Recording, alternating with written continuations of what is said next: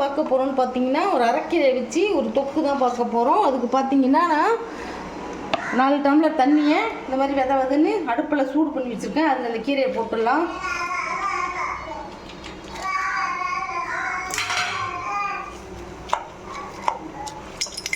கீரையை போட்டு கிண்டி விட்டுருங்க. இதுலேயே கொஞ்சம் அரை வேக்காடு கீரை வெந்துடணும்.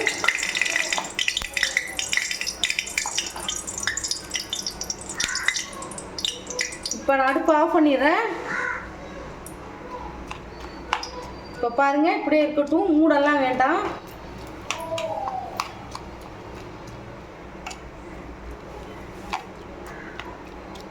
இல்லை மூழ்கிற அளவுக்கு தண்ணி வச்சுட்டு கீரையை போட்டுக்கோங்க இதில். இப்போ பாருங்கள், கீரை தொக்குக்கு ஒரு 3 வரமிளகா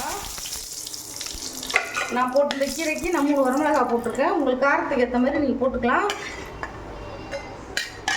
அடுத்தது 1 ஸ்பூன் வரமல்லி போட்டிருக்கேன். அடுத்த சிம்மில் வச்சுக்கோங்க. அதையும்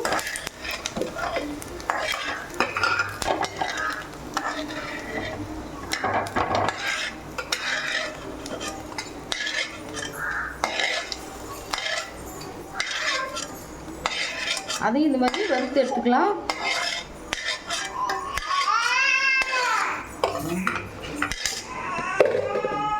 கடுகு, ஒரு பெரிய வெங்காயம் நெருக்கி வச்சுக்கலாம், அதையும் போட்டுக்கலாம். நல்லா கண்ணாடி பதத்துக்கு வதக்கிக்கோங்க.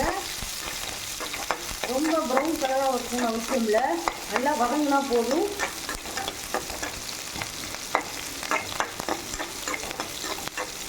ஆனால் வெங்காயம் நல்லா வதங்கிடுங்க, பச்சை வாசனை போய்.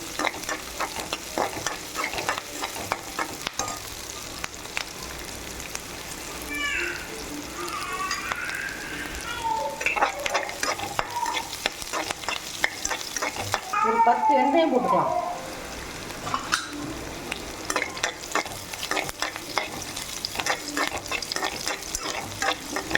வெங்காயம் வதங்கிருச்சு. நான் ஒரு 3 பெரிய சைஸ் தக்காளியை நறுக்கி வச்சுருக்கேன், அதையும் போட்டுக்கலாம்.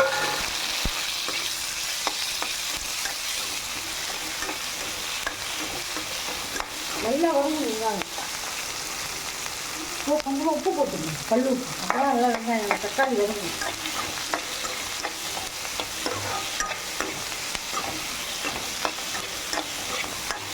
தக்காளி நல்லா வதங்கணும், பச்சை வாசனை போக நல்லா வதங்கணும். தக்காளி தோல் நல்லா சுருங்கி வந்துடணும். ரொம்ப சூப்பரான ஒரு டிஷ் இது. டிஷ்ஷுக்கு தேவையான ஒரு நெல்லிக்காய் சைஸ் புளி போட்டிருக்கேன், அதையும் வறுத்துக்கலாம்.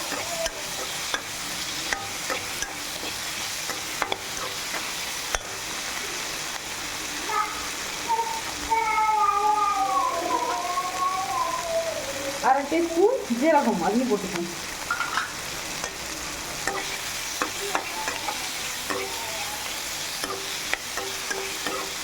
இப்போ நம்ம வறுத்து வச்சிருக்க வரமல்லி மிளகாயும் இதில் போட்டுக்கோங்க. இப்போ அடுப்பு ஆஃப் பண்ணிடுறேன். இது ஆறினோடனே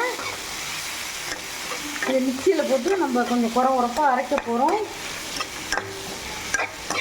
இது ஆறட்டும். அடுத்தது பாருங்கள், கீரை எவ்வளோ பச்சையாக இருக்கு பாருங்கள். நான் வெதுப்பான தண்ணியில் போட்டேன்.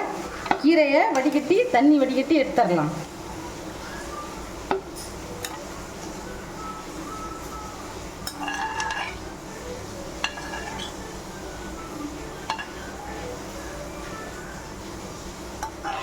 தண்ணி இப்படியே இருக்கட்டும். இப்போ பாருங்கள், வதக்கின மசாலாவை நான் ஒரு மிக்ஸி ஜாரில்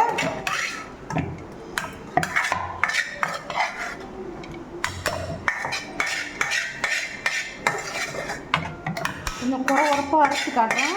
ரொம்ப பேஸ்ட்டாக அரைக்கக்கூடாது. நான் ஒரு 1/4 மூடி தேங்காயும் போட்டுக்கிறேன். தண்ணி ஊற்றாமல் அரைச்சிட்டோம். இப்போ பாருங்கள், குறன்னு அரைச்சிங்க. இந்த மாதிரி குறப்பாக தான் இருக்கணும், ரொம்ப பேஸ்ட்டாக அரைக்கக்கூடாது. இப்போது வெந்நீரில் போட்டு வச்சு எடுத்து வச்சுருக்கிற கீரையை ஒரு பெரிய மிக்ஸி ஜாரில் போட்டு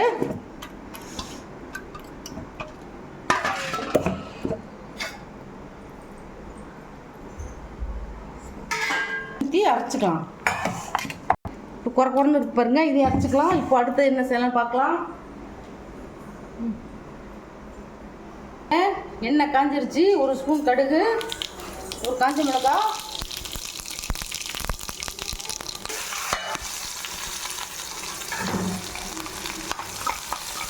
வதக்கிக்கலாம். கண்ணாடி பதம் வதங்கினா போதும். கீரையை போட்டுருவாங்க.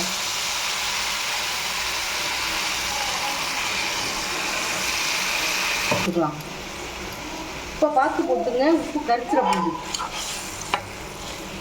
உப்பு இல்லைன்னா கூட நம்ம சாப்பிட்டுலாம், உப்பு கரைச்சிட்டுனா சாப்பிட முடியாது.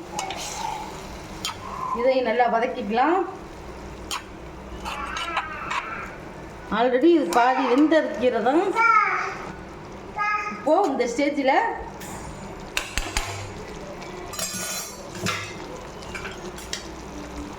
இருக்கிற மசாலாவை போட்டுக்கலாம்.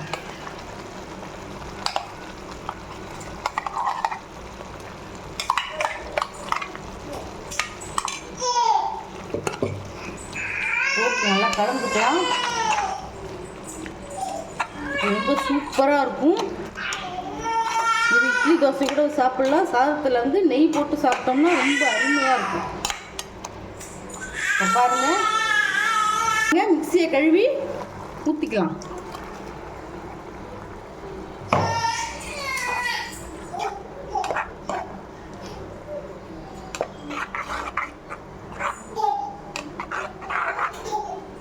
ரொம்ப தண்ணி ஊற்றிடாது.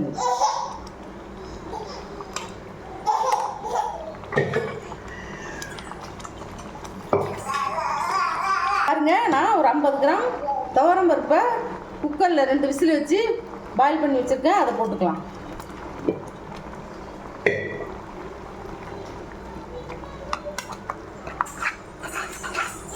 ரொம்ப டேஸ்டியாக இருக்கும். சாதத்தில் போட்டு சாப்பிட்லாம். மற்றபடி நம்ம தொட்டுக்கும் சாப்பிட்லாம். ரசம் 5 நிமிஷம் கொதிக்கட்டும், அதுக்கப்புறம் பார்க்கலாம். பாருங்கள், நம்ம கீரை தொக்கு ரெடி ஆகிடுச்சு.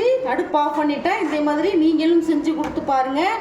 எப்படி இருக்குன்ட்டு என் கமெண்ட் பாக்ஸில் கமெண்ட் பண்ணுங்கள். இந்த ரெசிபி உங்களுக்கு பிடிச்சிருந்ததுன்னா எங்கள் சேனலை ஷேர் பண்ணுங்கள், லைக் பண்ணுங்கள், சப்ஸ்கிரைப் பண்ணுங்கள். அப்போ தான் நாங்கள் போடுற புது புது வீடியோலாம் உங்களுக்கு வந்து சேரும். தேங்க்யூ, பாய்.